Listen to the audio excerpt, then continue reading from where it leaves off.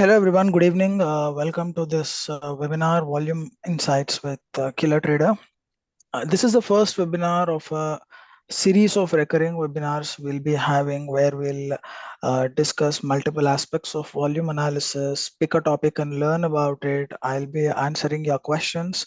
And apart from that, we'll also be doing market analysis using volume profile and other volume based tools so that you can learn how to look at markets through the lens of volumes and make sure that you understand what the markets are doing from a volume analysis perspective there.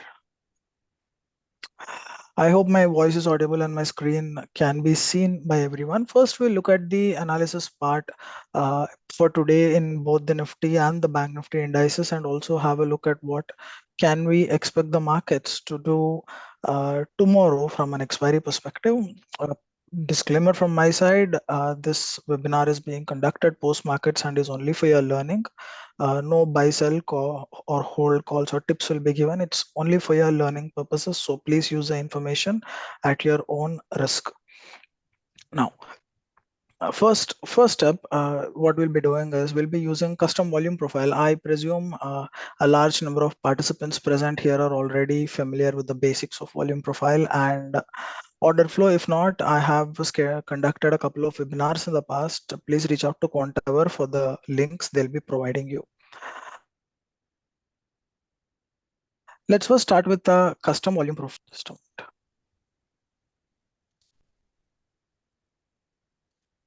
So we can see that the markets were falling every day from the last few days, and they were making a series of lower lows. But today, even after making a lower low, we started moving up. So if we use a custom profile, this is a custom volume profile where I can choose my starting point and my ending point. So I'll be going with 100 ticks, and I'd like to use a delta profile here because it gives me more information with respect to custom profiles than any other profiles, any other kind of profile when I look at the markets through custom volume analysis.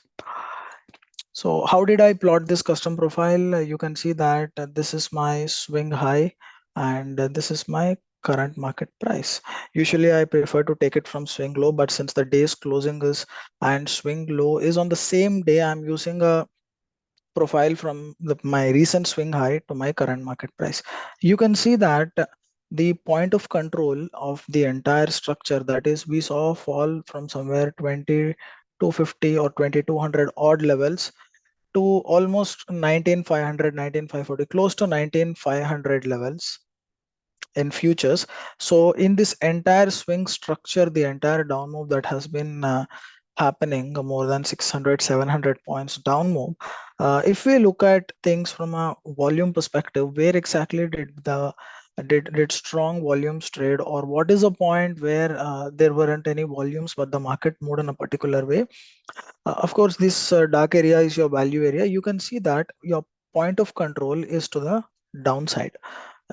So what exactly does that tell you from an analysis perspective? This is a kind of analysis that one can do, especially when markets are in a strong trend and they wish to understand if it's a wise idea to take a trade in the current trend direction or in the short term basis.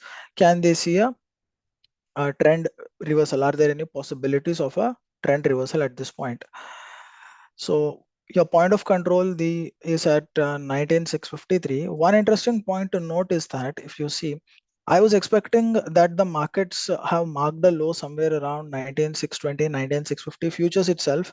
And in spite of today's opening, I was expecting that the markets will start moving up at open, but it happened a little while later. The markets had to go down. It's basically called as a flush in order flow terms. If you see at this point until the 25th of October, just let the profiles load. Now here it is.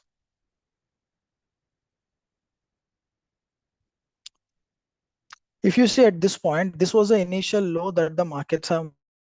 See the point of control in the same place, and then the market started moving up. But why after a large down move, after you saw that the markets were strongly trending to the downside, did your point of control actually come down? The answer to that lies, if you look at the first wave of the fall, first by first wave I don't mean a wave theory, but the first round of fall, you can see that this is your first down move, and you saw that your point of control is at 2189 and value area is to the upside. But sometime later,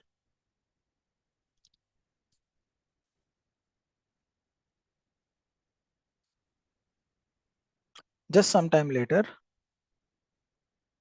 you could see that the point of control shifted down to the downside. This is a very important technique that one can incorporate in their analysis. This is basically called as your POC migration, that your point of control from one point starts coming down to another point after a trending move.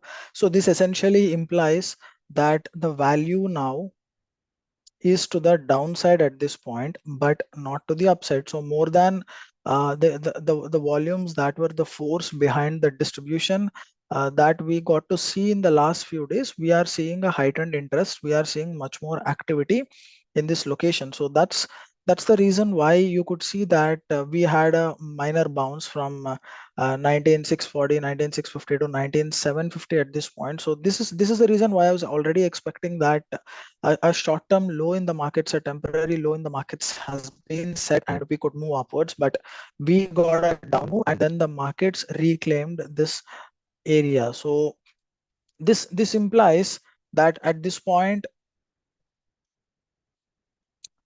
these yellow highlighted candles are where a large number of sellers had come in because we opened with a gap down. These yellow highlighted candles are where sellers are essentially trapped. So at this point, a reference that we expected the buyers to hold, sellers took control, but again we saw buying to the downside and the markets reclaiming the point of control of your delta profile at this point.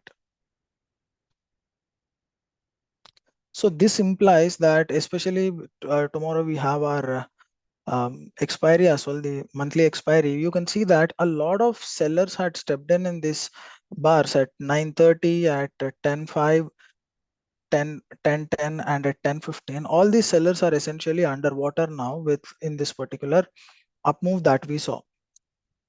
And this is where the most recent set of buyers had stepped in. So at this point of time, for me, until I see that we go down below 19,640, there isn't a risk of downside from here, but there is a larger risk of a up move from this point because sellers were already underwater. Some of them had started exiting already. We did see quite an amount of buying because if there are a large number of sellers and the markets have to overpower them and then move up, then an equal set of buyers or more aggressive buyers had to step in, which is exactly what happened today at this point.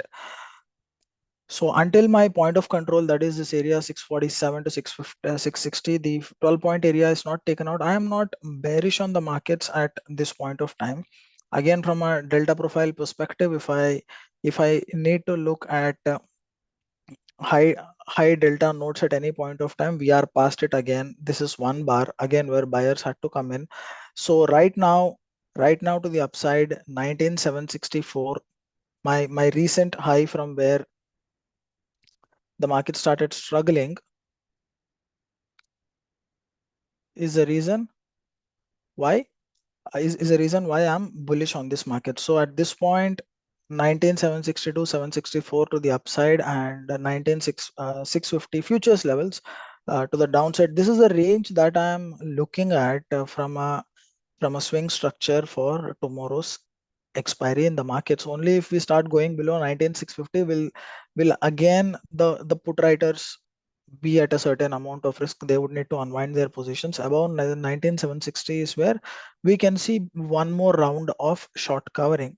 So all this while sellers dominated and then buyers started stepping in today. So I'm expecting a little, my bias is slightly towards a neutral to bullish expiry tomorrow. I'm not expecting a large fall at this point of time in the markets. Any temporary dip will be again capitalized by the markets in the next 1-2 days.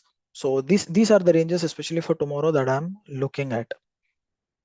Questions so far? Surya says use latest indicators on chart so that you can view the entire option structure.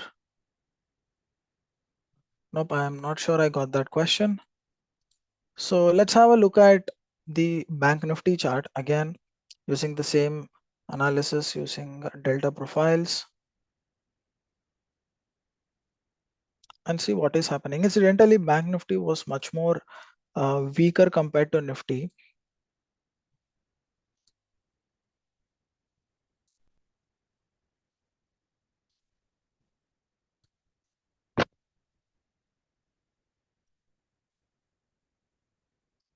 So, sir, please explain how to understand the volume profile. Earlier, I had conducted a couple of webinars, Krishna. We'll be sharing the links to the webinars. So please have a look at it, where I've explained the basics of volume profile. Now, interestingly, in Bank Nifty, you can see that there is no POC migration to the downside. The structure is still the same. You see that the value area is to the top side, and which rather reflects in the fact that Nifty was much more stronger than Bank Nifty today, either a little bit resilient to the down move, but also in the up move that we saw after the fall, Nifty was much more stronger. So at this point, 44,910 is a reference that I'm looking at. Again, in today's session, all these yellow highlighted candles, you see, this is where the sellers went underwater. These are the candles where sellers strongly had stepped in, large sellers, and they are now underwater because the markets are moving above them. So if market starts coming down, unless it starts moving below 44,300 at this point, there's no real risk for the buyers who had stepped in here. Again, to the upside, 44,910. 910 is the immediate reference that I'm looking for tomorrow. So compared, as I said before, compared to Nifty, Bank Nifty is a little weaker. So if at all I'm going to put, I want to put any bullish play in in Bank Nifty, I would at least wait for it to trade above today's high tomorrow before I initiate any kind of a bullish trade, because Bank Nifty is a little wobbly. You don't see the POC, my point of control, migration to the downside, and which shows that there is a certain lack of intent uh, on a higher time frame. Sure, there is intent, but not as much as we would like to see, as much as we basically saw in Nifty. Anyone, any queries so far? So my ranges in case of Bank Nifty for tomorrow is 44,910 to the upside, and 44,330 odd levels futures to the downside. This is a range which I'm expecting. Only an expansion above this particular range will actually pose a risk to one side of the traders over there. If you have a look at the footprint charts, you can see the same thing.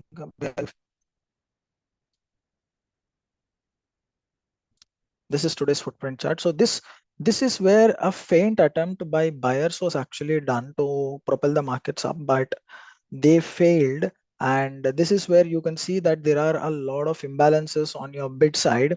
I I use imbalances not as a form of support or resistances. I presume most of you understand imbalances. I don't use these imbalances. My imbalances are highlighted in blue, either on the bid or on the ask side. I don't use it as a support or resistance.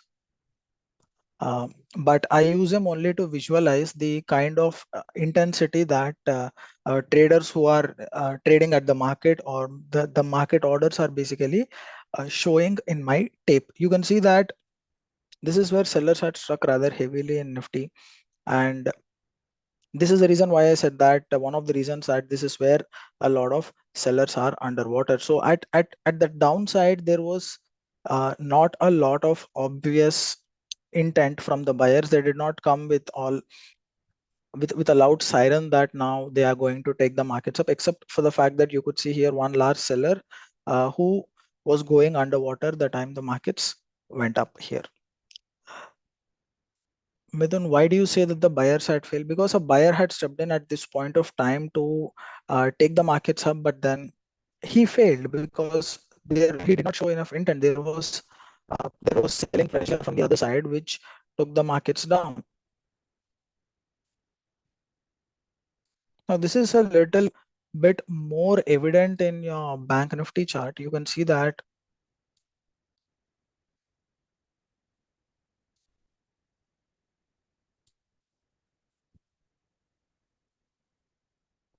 you could see again a lot of selling pressure.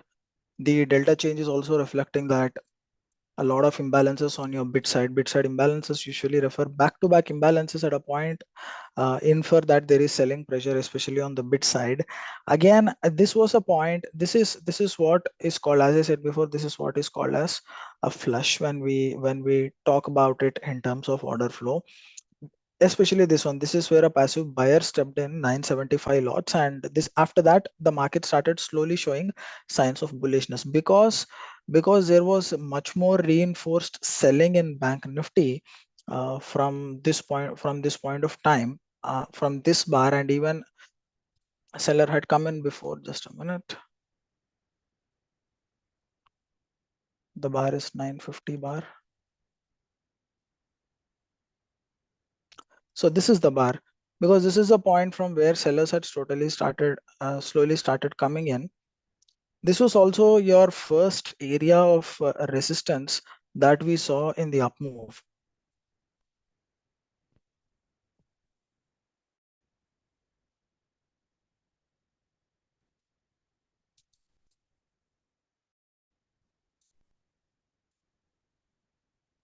You can see that this is where the markets were struggling actually to move up in the first wave of up move, but then buyers had eventually pushed past it. So one aspect what I look at whenever I look at order flow in these kind of two-way markets moving is that you have a down move and then you have an up move. What I keep an eye out is if it's a green bar, I don't. If it's a positive bar, a candle that's moving to the upside, I don't.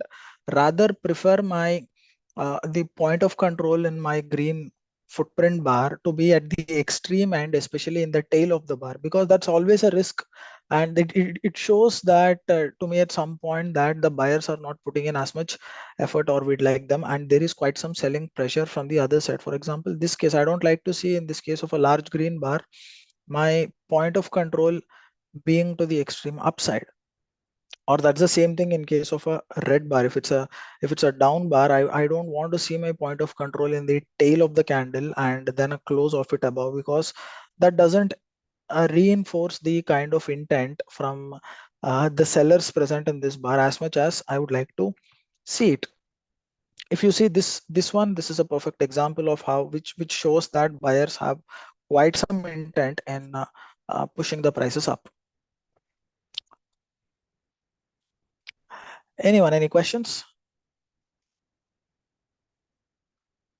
What is KT indicator purpose? This one that you are seeing, this is to understand momentum in the markets in real time. Basically it tells you if the tips are red, it indicates a market where there is not a lot of momentum. If the tips are blue, if the bars are blue, it indicates that the market is in a good trend, which can help a trader capitalize, especially very useful for option buyers. How do you calculate delta? Delta is something which is calculated by the software itself. It's calculated using the total number of buy orders minus sell orders in a particular candle or at a particular price point based on what you are looking at. Do you look at volume in specific candles while checking whether it is a real breakout or fake breakout? I don't look at the conventional volume indicator, but I look at order flow. I look at the footprint chart, the bid and the ask chart, which helps me understand if it's a breakout that has a higher chance of success or not. So do you need each and every tick data to calculate delta? Yes. Dinakar asks, what is optics? Optics is a tool which talks about market extensions on a daily basis. It basically projects and tells what is a range at which the markets can move either on the upside or downside.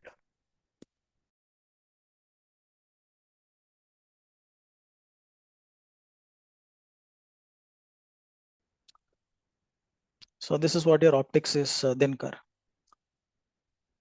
The red bars on velocity matrix appears in a bear market. No, it appears when there is a lack of momentum in the markets, or when the market is not in a strong trending move. A move that is tradable basically.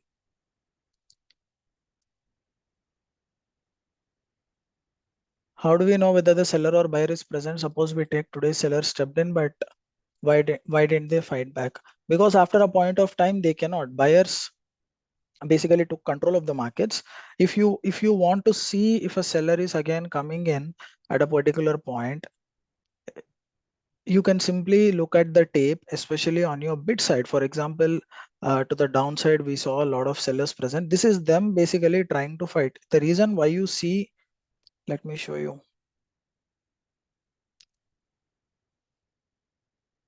So you see these soft up moves at this point, right, where sellers had initially come in.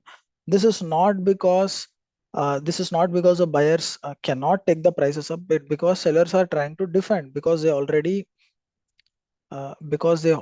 have positions here. They are using passive orders to absorb the buying, and when they cannot, once buyers take control of the sellers, that's when you see moves like this. Again, as I said before, this is where another seller was present.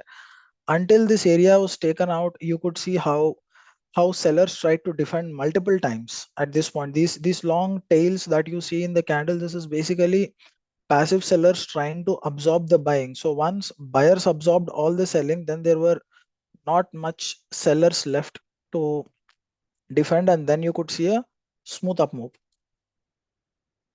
Optics is repainting or non-repainting? No indicator repaints, Sampath. No questions? All right, then I will hand it over to Roshan. So as I said before, these series of webinars will be happening on a regular basis. So if there is any particular topic that you want me to cover on or explain, then feel free to let me know, either me or Roshan, and we'll do our best to arrange it. Roshan? Yeah. Thanks, Abhishek, for this volume insights on the Nifty and Bank Nifty. This particular series that we are starting now from next week onwards, this is going to be on every Tuesday at 5 p.m. So that we will be covering the Bank Nifty and Nifty expiries, and you will be able to uh, connect with us on every Tuesday and with Abhishek, and he will share his insights on the volume analysis. And if you have any questions, you can directly reach out to Abhishek as well on his Telegram ID. It is KT_PA.